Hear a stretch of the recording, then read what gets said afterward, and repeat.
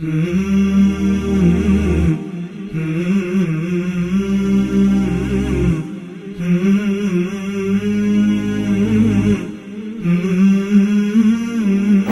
علیکم ورحمۃ اللہ وبرکاتہ۔ بسم اللہ الرحمن الرحیم وبہ نستعین، الصلاة والسلام علی رسولہ الکریم وعلی آلہ واصحابہ ومن تبعہم بإحسان الی یوم الدین، اما بعد۔ اعوذ باللہ من الشیطان الرجیم، بسم اللہ الرحمن الرحیم۔ قل هو اللہ احد اللہ الصمد لم یلد ولم یولد ولم یکن لہ کفوا احد۔ رب اشرح لی صدری ویسر لی امری واحلل عقدۃ من لسانی یفقہوا قولی۔ اللہم لا حول ولا قوۃ الا بک۔ لائق صد احترام معزز اور مکرم ناظرین و ناظرات، دینی بھائیوں اور عزیز بچوں، آپ سبھی کا استقبال ہے دی وے آف سلفیہ کے جانب سے منعقد کیے جانے والے دی اسٹرانگ فاؤنڈیشن کورس کے چھٹے اور آخری ایپیسوڈ میں۔ ناظرین، اس سے پہلے کے ایپیسوڈز میں آپ کے سامنے عقیدہ توحید، ارکان اسلام، ارکان ایمان اور بہت ساری باتوں پر گفتگو کی گئی۔ آج آپ کے سامنے انشاءاللہ اس آخری ایپیسوڈ میں ہم اصول ثلاثہ بیان کریں گے۔ شیخ محمد بن عبد الوہاب رحمہ اللہ کی بڑی مشہور کتاب ہے الاصول الثلاثہ، یعنی تین اصول، تین اصل۔ آئیے ذرا اب ہم چلتے ہیں۔ کہتے ہیں کہ فَإِذَا قِيلَ لَكَ مَا الْأُصُولُ الثَّلَاثَةُ الَّتِي يَجِبُ عَلَى الْإِنسَانِ مَعْرِفَتُهَا، کہہ رہے ہیں کہ اگر آپ سے کہا جائے کہ وہ تین اصول کون سے ہیں جن کی معرفت اور جن کا علم حاصل کرنا ہر مسلمان کے لیے واجب ہے۔ یہاں شیخ محمد بن عبد الوہاب رحمہ اللہ نے اپنے بات کی شروعات جو ہے سوال سے کیا ہے، اور اس کی بنیادی وجہ یہ ہے کہ بندے کا ذہن جو ہے بالکل سوال کی طرف لگا رہے۔ اور اگر دیکھا جائے تو یہ تین جو اصول شیخ محمد بن عبد الوہاب رحمہ اللہ نے بیان کیا ہے، وہ دراصل قبر میں پوچھے جانے والے تین سوالات ہیں۔ یعنی جب آپ اور میں اپنی قبروں میں دفن کر دیے جائیں گے تو دو فرشتے آ کر ہمیں بٹھائیں گے، اور بٹھانے کے بعد ہم سے تین سوالات پوچھیں گے۔ شیخ محمد بن عبد الوہاب رحمہ اللہ نے اپنے اس رسالے میں انہی تین سوالوں کا جواب دیا ہے۔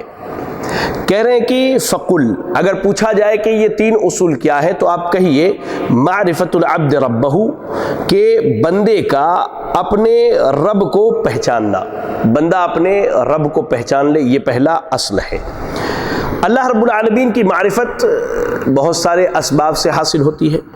ان میں ایک چیز یہ ہے کہ انسان اللہ تعالیٰ کی مخلوقات میں غور و فکر کرے، انسان آسمان و زمین میں تفکر کرے، سوچے سمجھے، ان کے بارے میں جو ہے غور و فکر کرے، تو اسے اللہ رب العالمین کے وجود اور اللہ تعالیٰ کی معرفت اور اس کی عظمت شان اور کامل قدرت کے متعلق جو ہے علم ہوگا۔ جیسا کہ اللہ نے سورۃ الاعراف کی آیت نمبر 185 میں کہا، اولم ينظروا في ملکوت السماوات والارض وما خلق اللہ من شیء، کہ کیا یہ لوگ آسمان اور زمینوں میں اور اس کی اللہ کی حکومت اور بادشاہت میں غور و فکر نہیں کرتے، اور ان چیزوں میں وما خلق اللہ من شیء، اور ان چیزوں میں جنہیں اللہ رب العالمین نے پیدا کیا ہے۔ اللہ اکبر۔ اللہ نے سورہ یونس کی آیت نمبر 6 آیت نمبر 6 میں کہا،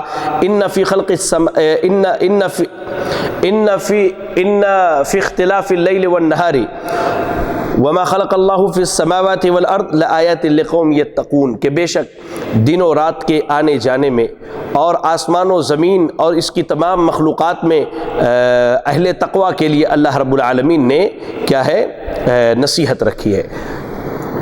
ایسے ہی اللہ رب العالمین کی معرفت اگر حاصل کرنی ہے تو اللہ کی جو شرعی آیات ہیں، یعنی اللہ کی جو وحی ہے، اور رسول جن شریعتوں کو لے کر کے آئے اور رسول نے اللہ کی جس وحی کو ہمارے سامنے بیان کیا، اس میں اگر غور و فکر کیا جائے تو ہمیں یہ معلوم ہوتا ہے کہ اللہ نے جو شریعت دی ہے، یہ شریعت در حقیقت انسانیت کے لیے سب سے نفع بخش شے ہے، جو ان کی دنیا اور آخرت دونوں کو بنانے اور دونوں کو سدھارنے کے لیے کافی ہے۔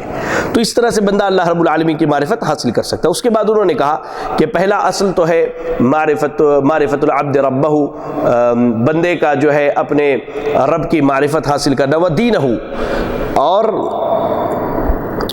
اپنے دین کی معرفت حاصل کرنا۔ یعنی دوسرا اصل کیا ہے بندے کے لیے، وہ یہ ہے کہ وہ اپنے دین کی معرفت حاصل کرے، جس کا مکلف جو ہے اللہ رب العالمین نے اسے بنایا ہے۔ اور تیسری چیز کہا وہ نبی محمد صلی اللہ علیہ وسلم، اور تیسری چیز یہ ہے، تیسرا اصل یہ ہے کہ انسان اپنے نبی جناب محمد رسول اللہ صلی اللہ علیہ وسلم کے متعلق معرفت حاصل کرے۔ اور یہ چیز جو ہے نبی صلی اللہ علیہ وسلم کی سیرت کا مطالعہ کر کے، آپ کے اخلاق، آپ کے عبادات کے معاملات کا جائزہ لے کر، آپ کے اخلاقی معاملات کا جائزہ لے کر، آپ کے دعوت و تبلیغ کے معاملات کا جائزہ لے کر، اور آپ کی پوری زندگی کے خاکے کو دیکھ کر کے اور اس کا مطالعہ کر کے انسان اپنے نبی کی معرفت حاصل کر سکتا ہے۔ چلے اب سوال یہ ہے کہ اگر آپ سے کہا جائے کہ آپ کا رب کون ہے، شیخ محمد بن عبد الوہاب رحمہ اللہ نے یہاں پر قبر کے پہلے سوال کو ذکر کیا، من ربک، کہ آپ کا رب کون ہے، تو کہیے ربی اللہ الذی ربانی ورب جمیع العالمین بنعمہ، کہ میرا رب وہ ہے جس نے، ربی اللہ الذی ربانی، میرا رب وہ اللہ ہے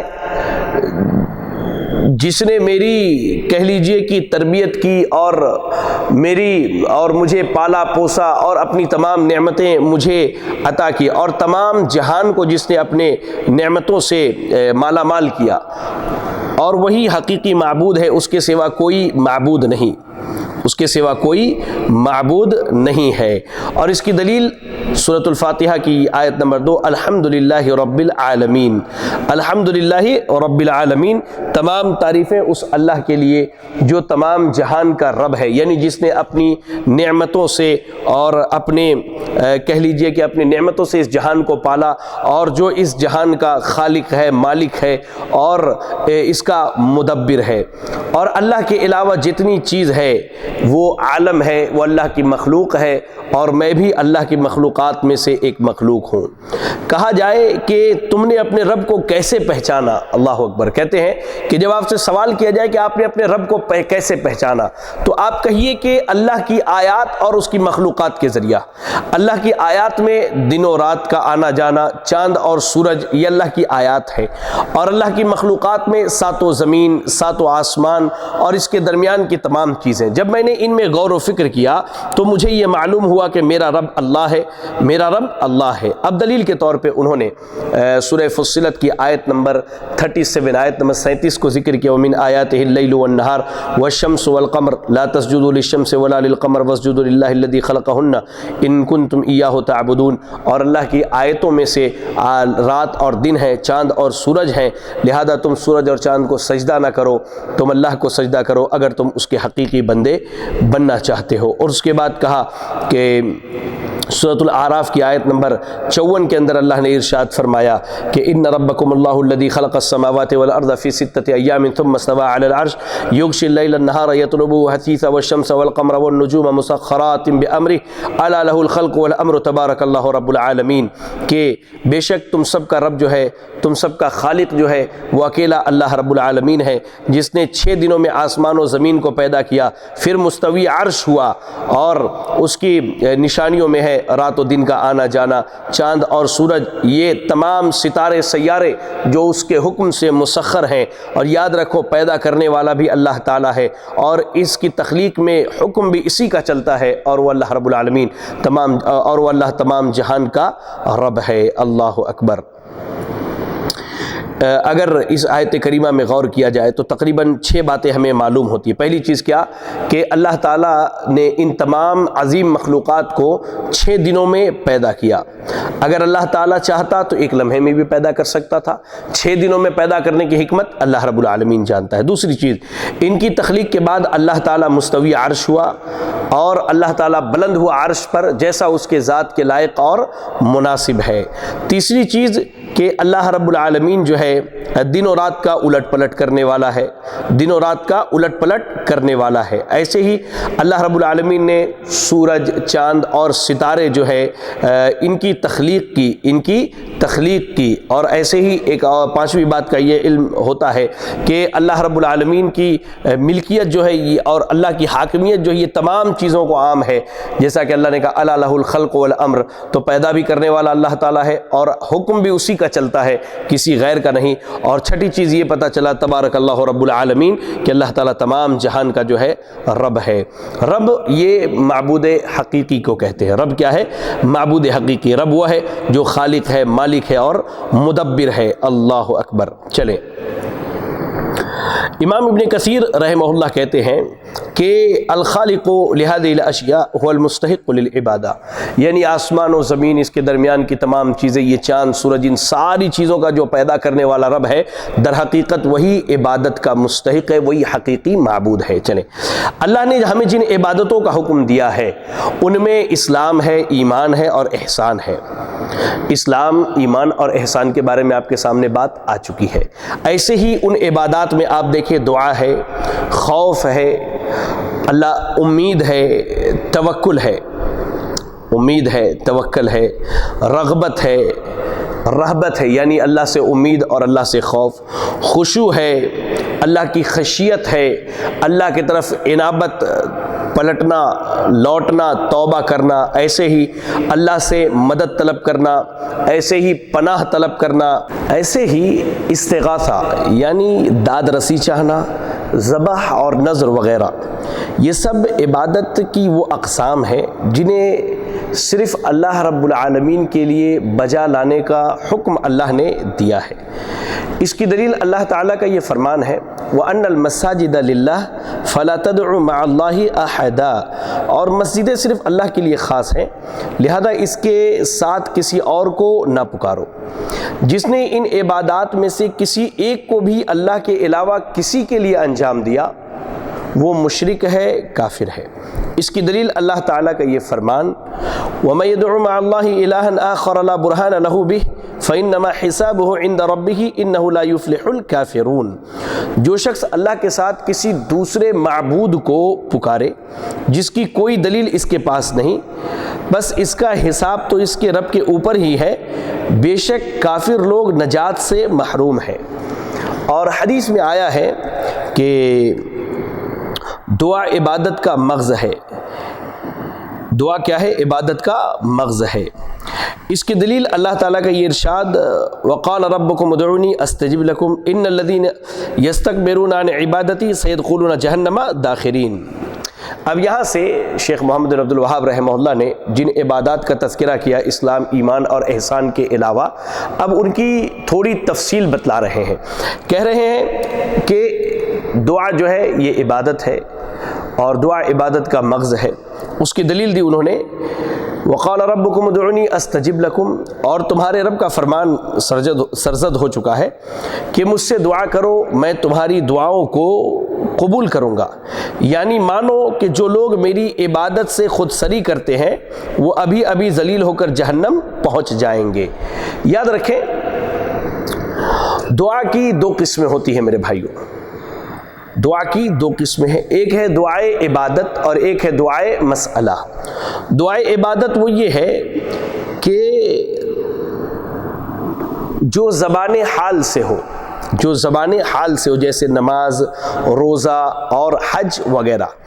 دعائے مسئلہ یہ ہے، یہ وہ دعا ہے جو زبان قال سے ہوتا ہے، جیسے دعائے مسئلہ یعنی زبان سے، زبان حال دعا کی پہلی قسم دعائے عبادت یہ زبان حال سے ہونا چاہیے، یعنی حالت سے یہ دعا بیان ہو، جیسے نماز ہے، روزہ ہے، حج ہے وغیرہ وغیرہ۔ اس کے بعد دعائے مسئلہ جو ہے یہ جو ہے یہ زبان قال سے ہوتا ہے، یعنی بندہ اپنے زبان سے کہتا ہے، جیسے اللہم اغفر لی کہنا، اللہم ارحمنی کہنا، اللہ اکبر۔ یاد رکھے دعائے عبادت یہ غیر اللہ کے لیے انجام دینا حرام ہے۔ ہاں دعائے مسئلہ جو ہے اس میں تھوڑی تفصیل ہے، دعائے مسئلہ کی دو قسمیں ہیں۔ پہلی قسم جس پر صرف اللہ تعالیٰ قدرت رکھتا ہے، جس پر صرف اللہ تعالیٰ طاقت رکھتا ہے، دعائے مسئلہ جو مانگا جائے، جیسے مغفرت کر دینا، رحم کر دینا، بارش برسا دینا، سبزہ اگا دینا، اولاد دینا، تو اس طرح کی دعائیں جس پر اللہ قدرت رکھتا ہے، اس کو اللہ کے علاوہ کسی اور کے لیے انجام دینا حرام ہے۔ اچھا، دعائے مسئلہ کی جو دوسری قسم ہے جس پر بندہ بھی قدرت رکھتا ہے، لیکن اس کی تقریباً 4 شرطیں ہیں، جیسے جس سے سوال کیا جا رہا ہے یا جس سے طلب کیا جا رہا ہے، پہلی شرط یہ کہ وہ زندہ ہو، مردہ نہ ہو۔ اچھا، جس سے طلب کیا جا رہا ہو وہ حاضر ہو، غائب نہ ہو، جس سے طلب کیا جا رہا ہو وہ طلب کی جانے والی مطلوب کو پورا کرنے کی طاقت رکھتا ہو، ایسا نہ ہو کہ اس سے عاجز ہو یا اسے پورا کرنے کی طاقت نہ رکھتا ہو۔ ایسے ہی جس سے طلب کیا جا رہا ہو اس کے بارے میں یہ اعتقاد رکھنا کہ یہ سبب ہے نہ کہ بذات خود مؤثر ہے۔ یاد رکھیں یہ 4 چیزیں ہیں کہ جس سے طلب کیا جائے وہ زندہ ہو، حاضر ہو، اس کو اس چیز کے پورا کرنے کی طاقت ہو، اور یہ اعتقاد رکھا جائے کہ جس چیز کو ہم نے طلب کیا ہے یہ اس کا ایک سبب ہے نہ کہ وہ بذات خود جو ہے یہ مؤثر ہے۔ اب جو ہے اس کے بعد انہوں نے کہا کہ خوف کی دلیل اللہ تعالیٰ کا یہ ارشاد ہے، فَلَا تَخَافُوهُمْ وَخَافُونِ إِن كُنتُم مُؤْمِنِينَ، تم ان کافروں سے نہ ڈرو اور میرا خوف رکھو اگر تم ایمان والے ہو۔ اللہ اکبر۔ چلے، خوف جو ہے، خوف یہ ایک فطری کیفیت ہے جو متوقع ہلاکت یا نقصان اور تکلیف کے وقت انسان کے اندر پیدا ہوتا ہے۔ اللہ تعالیٰ نے شیطان سے خوف کھانے سے منع کیا اور صرف اپنے خوف کا حکم دیا ہے۔ خوف، ڈر کی 3 قسمیں شریعت کے اندر بیان کی گئی ہے۔ پہلی قسم ایسا خوف جو عبادت اور تعظیم کے لیے ہو، ایسا خوف جو عبادت اور تعظیم کے لیے ہو، یہ عابد اور معبود، جیسے عابد کا معبود سے خوف کھانا، یعنی بندے کا اپنے رب سے خوف کھانا، یہ خوف صرف اللہ کے لیے واجب ہے، غیر اللہ کے لیے اگر اس طرح کا خوف کھائے تو یہ شرک ہے۔ دوسرا ایسا خوف جو طبیعی اور فطری ہو، جیسے انسان آگ کو، دشمن کو، درندے کو دیکھ کر کے خوف کھاتا ہے تو یہ خوف کی جائز قسم ہے۔ تیسرا ایسا خوف جو شرعاً حرام ہے، جیسے اللہ کی رحمت سے نا امید ہونا یا اللہ کی معصیت نافرمانی کرنے میں مخلوقات کی اطاعت کرنا۔ اب بندہ اللہ کی رحمت سے نا امید ہو جائے، اللہ کی نافرمانی میں جو ہے بندوں کی اطاعت کرنے لگے تو ایسا خوف کیا ہے؟ یہ شرعاً حرام ہے۔ چلیں، اس کے بعد کہتے ہیں رجا، یعنی اللہ سے امید لگائے رکھنا۔ اس کی دلیل اللہ کا یہ قول، فَمَنْ كَانَ يَرْجُو لِقَاءَ رَبِّهِ فَلْيَعْمَلْ عَمَلًا صَالِحًا وَلَا يُشْرِكْ بِعِبَادَةِ رَبِّهِ أَحَدًا، جو اپنے رب سے ملاقات کی امید رکھتا ہے اسے چاہیے کہ وہ نیک عمل کرے، عمل صالح کرے اور اپنے رب کی عبادت میں کسی کو شریک نہ کرے۔ رجا، امید کسے کہتے ہیں؟ انسان کا عنقریب حاصل ہونے والی چیز کی آرزو کرنا، اور کبھی رجا یعنی امید کا اطلاق جو ہے اس چیز پر بھی ہوتا ہے جو بندے کو دیر سے حاصل ہونے والی ہے، جو بندے کو دیر سے حاصل ہونے والی ہے۔ اللہ اکبر۔ خاکساری اور خشوع و خضوع والی رضا، امید، تمنا صرف اللہ کے لیے خاص ہے، غیر اللہ سے ایسی امید رکھنا شرک اکبر ہے۔ رجا، امید یعنی تمنا، یہ ایک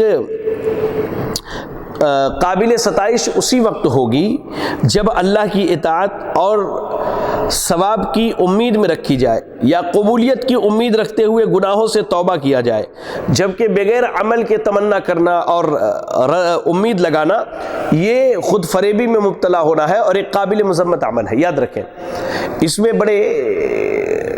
بڑا طبقہ آج گمراہ ہے۔ بھائی ہم اہل الحدیث ہیں، ہم نے قرآن و سنت کا اقرار کر لیا، ہم تو جہنم میں نہیں جانے والے ہیں، اب لوگ عمل چھوڑ دیتے ہیں۔ اس طرح کی امید کیا ہے؟ شریعت کے اندر مذموم ہے۔ آپ نے عمل کیا، عمل کی قبولیت کی امید رکھیے، آپ نے گناہوں سے توبہ کیا، توبہ کی قبولیت کی امید رکھیے، یہ اصل رجا اور امید ہے، نہ کہ عمل چھوڑ کر کے امید لگا لیں۔ اللہ اکبر۔ چلے، اس کے بعد کہتے ہیں توکل کی دلیل، اللہ رب العالمین کے ارشاد وعلی اللہ فتوکلوا ان کنتم مؤمنین، اور اگر تم مومن ہو تو تمہیں بھروسہ اللہ پر رکھنا چاہیے۔ مزید اللہ کا فرمان ہے ومن یتوکل علی اللہ فهو حسبہ، اور جو شخص اللہ پر توکل کرے اللہ اس کے لیے کافی ہوگا۔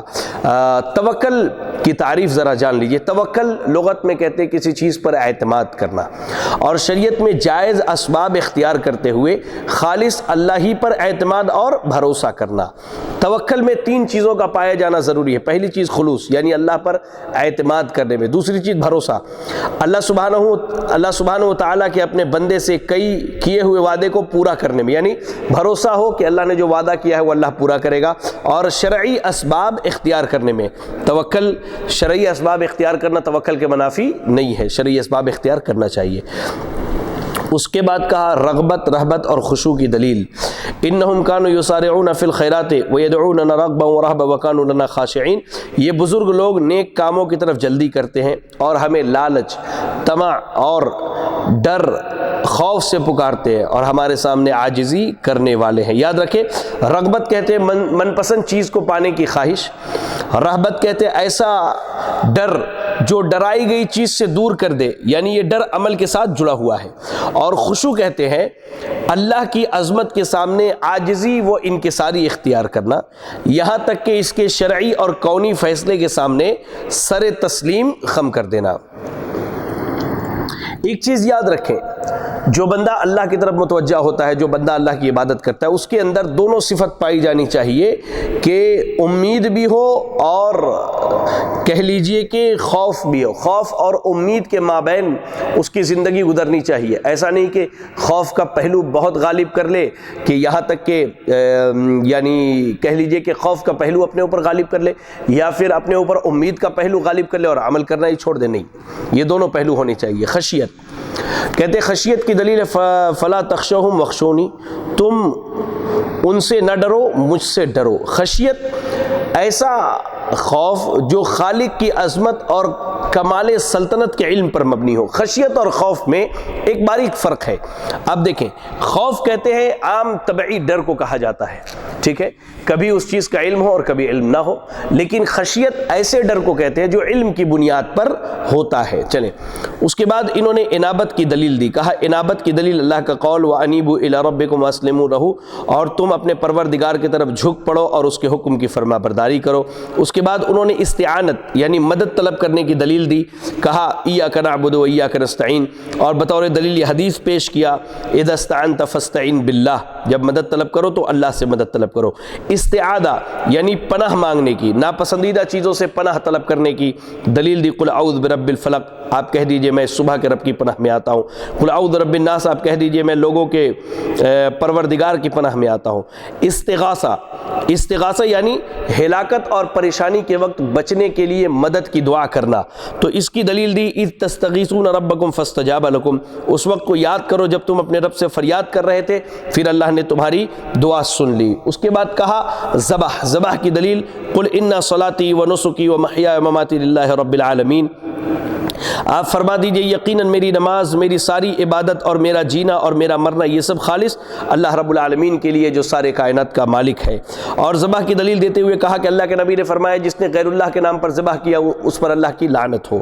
ذبح کسے کہتے ہیں؟ ذبح کہتے ہیں کسی ذی روح حیوان کو مخصوص طریقے سے خون بہا کر اللہ کی راہ میں قربان کرنا۔ اور ذبح کی 3 قسمیں ہیں، یاد رکھیں۔ پہلی قسم اللہ کے لیے ذبح کرنا، جیسے حج کے موقع پر یا عید الاضحیٰ کے موقع پر یا دیگر صدقات و خیرات میں جانور ذبح کرنا۔ دوسری چیز غیر اللہ کے لیے اس کی محبت اور تعظیم میں ذبح کرنا، جیسے جنات اور شیاطین کے لیے ذبح کرنا، قبر والے کے لیے ذبح کرنا، جیسے لوگ شیخ عبد القادر جیلانی رحمہ اللہ کے لیے ذبح کرتے ہیں۔ تو یہ دوسری چیز کیا ہے؟ یہ غیر اللہ کے لیے ذبح کرنا، یہ شرک اکبر ہے۔ تیسری چیز ایسا ذبح کرنا جو خود کھانے کے لیے ہو یا مہمان نوازی کے لیے یا تجارت کے لیے ہو، تو یہ جائز ہے۔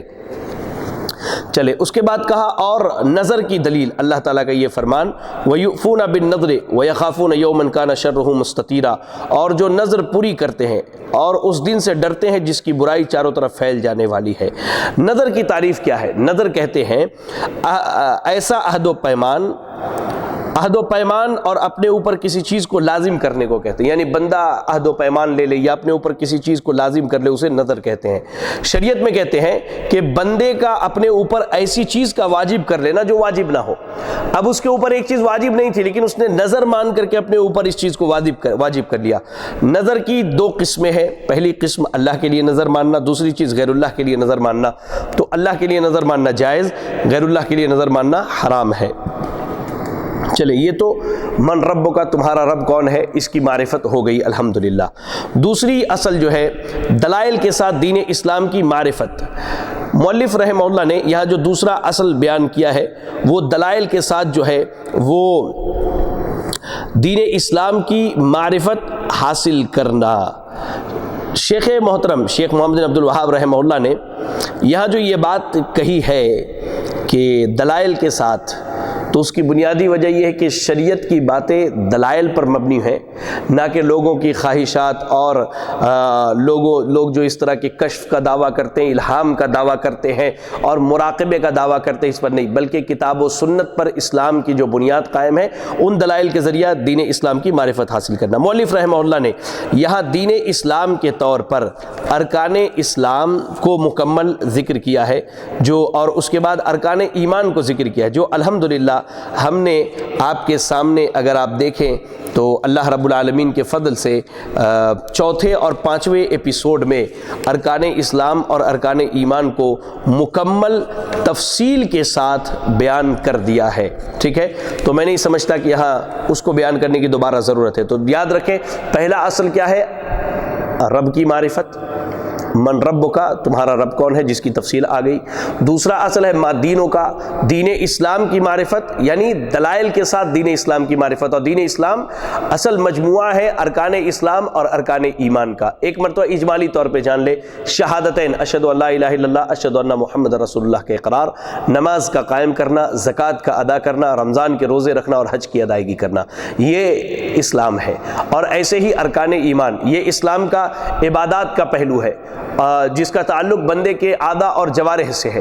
اور اس کے بعد جو ہے دوسری چیز جو بیان کی وہ ہے جو بندے کے عقائد سے ہے، بندے کے عقائد سے۔ عقائد میں اللہ پر ایمان، اس کے فرشتوں پر ایمان، اس کی کتابوں پر ایمان، اس کے رسولوں پر ایمان، آخرت کے دن پر ایمان اور بھلی بری تقدیر پر ایمان، جس کی تفصیل آگے گزر چکی ہے۔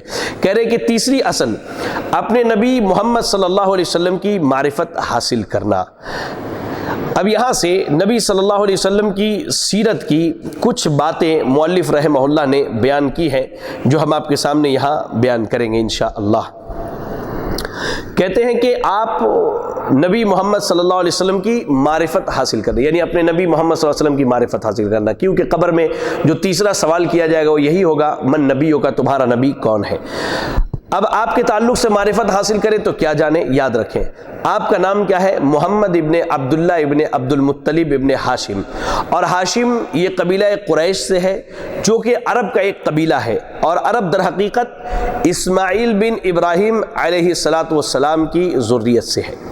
آپ صلی اللہ علیہ وسلم نے 63 سال کی عمر پائی، جس میں 40 سال کی مدت نبوت سے پہلے کی ہے، اور 23 سال جو ہے آپ نے عرصہ نبی اور رسول کے طور پر گزارا۔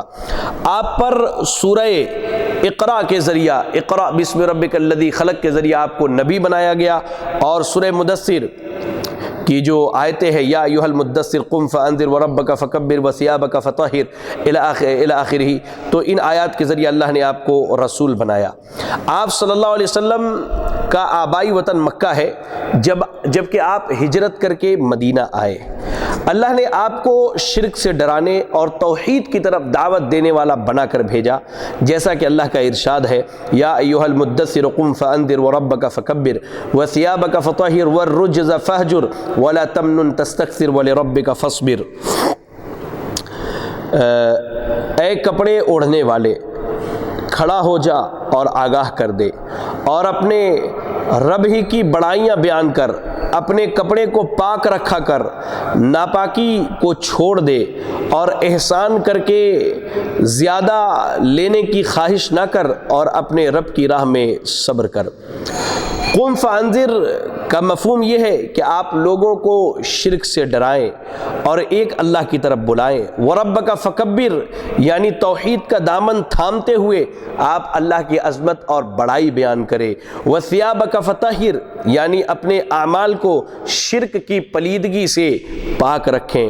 والرجز فہجر، رجز جو ہے بتوں کو کہتے ہیں، انہیں چھوڑنے کا مطلب ہے کہ ان سے کنارہ کشی اختیار کرنا اور شرک و مشرکین سے براءت کا اظہار کرنا۔ توحید کی دعوت دیتے ہوئے آپ صلی اللہ علیہ وسلم کی زندگی بیش قیمت 10 سال گزر گئے۔ پھر آپ کو معراج کی سعادت نصیب ہوئی، جہاں اللہ نے آپ پر 5 وقت کی نمازیں فرض کی، اور آپ صلی اللہ علیہ وسلم نے 3 سال تک مکہ مکرمہ میں نمازیں ادا کی۔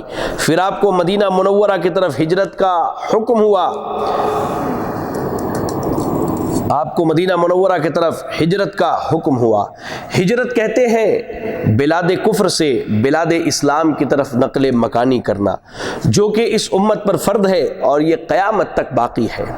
اور اس کی دلیل اللہ تعالیٰ کا یہ فرمان، ان الذین توفاہم الملائکۃ ظالمی انفسہم قالوا فیما کنتم قالوا کنا مستضعفین فی الارض قالوا الم تکن ارض اللہ واسعہ فتہاجروا فیہا فاولئک مأواہم جہنم وساءت مصیرا الا المستضعفین من الرجال والنساء والولدان لا يستطيعون حيلة ولا يهتدون سبيلا فاولئک عسى اللہ ان يعفو عنہم وکان اللہ عفوا غفورا۔ کہا جو لوگ اپنی جانوں پر ظلم کرنے والے ہیں، جب فرشتے ان کی روح قبض کرتے ہوئے پوچھتے ہیں تم کس حال میں تھے، یہ جواب دیتے ہیں کہ ہم اپنی جگہ کمزور اور مغلوب تھے، تو فرشتے کہتے ہیں کیا اللہ کی زمین کشادہ نہ تھی کہ تم ہجرت کر جاتے؟ یہی لوگ ہیں جن کا ٹھکانہ دوزخ ہے اور وہ پہنچنے کی بری جگہ ہے، مگر جو مرد، عورتیں اور بچے بے بس ہیں، جنہیں نہ تو کسی چارہ کار کی طاقت ہے اور نہ کسی راستے کا علم ہے، بہت ممکن ہے کہ اللہ تعالیٰ ان سے درگزر کرے۔ اللہ درگزر کرنے والا اور معاف کرنے والا ہے۔ اور اللہ تعالیٰ کا یہ ارشاد، یا عبادی الذین آمنوا ان ارضی واسعہ فإیایا فاعبدون، اے میرے ایمان والے بندو، میری زمین بہت کشادہ ہے سو تم میری ہی عبادت کرو۔ امام بغوی رحمہ اللہ فرماتے ہیں یہ آیت مکہ کے ان لوگوں کے بارے میں نازل ہوئی جنہوں نے ہجرت نہیں کی تھی، اللہ نے انہیں ایمان والوں کہہ کر کے مخاطب کیا ہے۔ اور سنت سے ہجرت کے فرض ہونے کی دلیل یہ فرمان ہے، اللہ کے نبی صلی اللہ علیہ وسلم نے فرمایا ہجرت اس وقت تک ختم نہیں ہوگی جب تک توبہ کا دروازہ بند نہ ہو جائے، اور توبہ کا دروازہ سورج مغرب سے طلوع ہونے سے پہلے بند نہیں ہوگا۔ یاد رکھیں کہ اللہ کے نبی نے کہا کہ ہجرت کا دروازہ ہجرت اس وقت تک ختم نہیں ہوگا جب تک توبہ کا دروازہ بند نہ ہو جائے، اور توبہ کا دروازہ اس وقت تک بند نہیں ہوگا جب تک سورج جو ہے مغرب سے طلوع ہونے سے پہلے مغرب سے طلوع نہ ہو جائے۔ ایک روایت پیش کی جاتی ہے جس میں نبی نے فرمایا کہ فتح مکہ کے بعد ہجرت نہیں، یعنی مکہ فتح ہو گیا اب ہجرت نہیں ہے۔ تو اس روایت کے بارے میں اہل علم نے یہ بیان کیا ہے کہ اس میں اس بات کی طرف اشارہ ہے کہ مکہ دوبارہ جو ہے بلد کفر نہیں بنے گا، بلد کفر نہیں بنے گا۔ چلیں، جب آپ صلی اللہ علیہ وسلم نے مدینہ میں مستقل رہائش اختیار کر لی تو اسلامی شریعت کے دیگر احکام جیسے زکوٰۃ، روزہ، حج، جہاد، آذان اور اچھی باتوں کا حکم دینا اور بری باتوں سے روکنا وغیرہ احکام فرض کیے گئے۔ اللہ اکبر۔ ایسے ہی ان باتوں کی تبلیغ میں نبی نے اپنی زندگی کی بیش قیمت 10 سال گزار دیے، پھر آپ کا انتقال ہو گیا۔ نبی صلی اللہ علیہ وسلم کی وفات 11 ہجری میں ہوئی۔ اما عائشہ رضی اللہ تعالی عنہا کے حجرہ مبارک میں آپ کو دفن کیا گیا۔ مگر ہاں، آپ کا لایا ہوا دین باقی ہے اور یہی آپ کا دین ہے۔ ایسی کوئی بھی بھلائی نہیں جس کی طرف آپ صلی اللہ علیہ وسلم نے امت کی رہنمائی نہ کر دی ہو، اور ایسی کوئی برائی نہیں جس سے آپ نے امت کو آگاہ نہ کر دیا ہو۔ یعنی جتنی چیزیں جو اہل اسلام کے لیے خیر کی تھی، اللہ کے نبی صلی اللہ علیہ وسلم نے ان تمام خیر کو بتلا دیا، اور جتنی چیزیں اہل اسلام کے لیے شر تھیں، جو ان کے لیے تباہی کا ذریعہ تھی، جو ان کی دنیا اور آخرت کو بگاڑنے والی تھی، آپ صلی اللہ علیہ وسلم نے ان تمام شر سے انہیں آگاہ کر دیا۔ خیر اور بھلائی جس کی طرف آپ نے رہنمائی فرمائی توحید اور ہر وہ چیز ہے جس کو اللہ محبوب رکھتا ہے۔ اللہ اکبر۔ یعنی خیر و بھلائی سے مراد توحید ہے، اور وہ تمام چیزیں ہیں جس سے اللہ محبت کرتا ہے، اور اللہ کے نبی صلی اللہ علیہ وسلم نے عقیدہ توحید اور ان تمام اعمال کی خبر دے دی جس سے اللہ تعالیٰ محبت کرتا ہے، اور شر اور برائی جس سے آپ نے اپنی امت کو آگاہ کیا اس سے شرک مراد ہے، اور ہر وہ چیز جس کو اللہ ناپسند کرتا ہے شرک مراد ہے، اور ہر وہ چیز جس سے اللہ ناپسند کرتا ہے۔ شرک کی دونوں قسمیں اس میں آ گئی، شرک اکبر اور شرک اصغر بھی، اور وہ چیزیں جنہیں اللہ ناپسند کرتا ہے اس میں دونوں چیزیں آ گئیں، گناہ کبیرہ اور گناہ صغیرہ بھی۔ کہا اس کے بعد کہ آپ صلی اللہ علیہ وسلم لوگوں کے لیے اللہ نے آپ صلی اللہ علیہ وسلم کو سارے لوگوں کے لیے رسول بنا کر کے بھیجا، اور آپ صلی اللہ علیہ وسلم کی اطاعت کو تمام انسان اور جنوں پر فرض قرار دیا۔ کہا قل یا ایھا الناس انی رسول اللہ الیکم جمیعا، اے نبی آپ کہہ دیجئے کہ میں تم سب کی طرف اللہ تعالیٰ کا بھیجا ہوا رسول ہوں، اور اللہ نے آپ صلی اللہ علیہ وسلم کے ذریعہ دین اسلام کو مکمل کر دیا۔ دونوں باتیں یہاں شیخ محمد بن عبد الوہاب رحمہ اللہ نے بیان کر دی کہ آپ ہی نبی ہیں، اب آپ کے بعد کوئی نبی اور رسول آنے والا نہیں، آپ تمام انسانیت کے لیے اللہ کے بھیجے ہوئے آخری نبی اور رسول ہیں، جو انسانیت اور تمام جن اور انسان جو قیامت تک آنے والے ہیں۔ اور ایسے ہی اس بات کی بھی یہاں وضاحت کر دی کہ اللہ نے آپ پر دین اسلام کو مکمل کر دیا، جیسے اب آپ کے بعد کوئی نبی آنے والا نہیں، ایسے اب آپ کے بعد کوئی دین نہیں، اور نہ ہی دین اسلام میں کسی نئی چیز کا ایجاد کیا جا سکتا۔ کہتے ہیں شیخ محمد بن عبد الوہاب رحمہ اللہ، اور اللہ سبحانہ و تعالیٰ نے آپ صلی اللہ علیہ وسلم کے ذریعہ دین اسلام کو مکمل کر دیا، جس کی دلیل اللہ تعالیٰ کا یہ فرمان ہے، الیوم اکملت لکم دینکم واتممت علیکم نعمتی ورضیت لکم الاسلام دینا، آج میں نے تمہارے لیے دین کو کامل کر دیا اور تم پر اپنا انعام بھرپور کر دیا، اور میں نے تمہارے لیے اسلام کو بطور دین پسند کیا۔ آپ صلی اللہ علیہ وسلم کی وفات پانے کی دلیل اللہ تعالیٰ کا یہ فرمان، انک میت وانہم میتون، یقیناً خود آپ کو بھی موت آئے گی اور یہ سب بھی مرنے والے ہیں، پھر تم سب کے سب قیامت کے دن اپنے رب کے سامنے جھگڑو گے۔ اللہ اکبر۔ چلیں تو یہ اصول ثلاثہ ہے، پہلی چیز اللہ رب العالمین کی معرفت، دوسری چیز دلائل کے ذریعہ دین اسلام کی معرفت، اور تیسری چیز اپنے نبی جناب محمد رسول اللہ صلی اللہ علیہ وسلم کی معرفت، جس کو یہاں مختصراً آپ کے سامنے بیان کیا گیا۔ ناظرین، اصول ثلاثہ پڑھیے، سمجھیے اور اس کو مزید جاننے کی کوشش کیجیے۔ اللہ سے دعا کیجیے کہ اللہ رب العالمین ہم نے جو بھی دروس یہاں دیے، پڑھے سنے، اللہ تعالیٰ انہیں قبول فرما لے، ہم سب کے میزان حسنات میں اللہ تعالیٰ شمار کرے، ہمارے اور آپ کے والدین کے لیے نجات کا ذریعہ بنائے۔ ناظرین، ایک گزارش ہے آپ سے، اور یہ آخری بات ہے کہ سب سے پہلے تو ہم اللہ رب العالمین کا شکر ادا کرتے ہیں کہ اللہ رب العالمین نے ان 6 ایپیسوڈ پر مشتمل اسٹرانگ فاؤنڈیشن کورس جو ہے آپ کے سامنے پیش کرنے کی توفیق دی، جس میں عقیدے کے بنیادی اور اہم مسائل پر بحث کیا گیا۔ ہم اللہ کے شکر کے بعد اپنے دی وے آف سلفیہ کی مکمل ٹیم کے شکر گزار ہیں، جنہوں نے اتنے بہترین کورس کا انتخاب کیا، جس کے لیے مشورہ کیا اور جس کے لیے انہوں نے محنتیں، کاوشیں اور کوششیں کی۔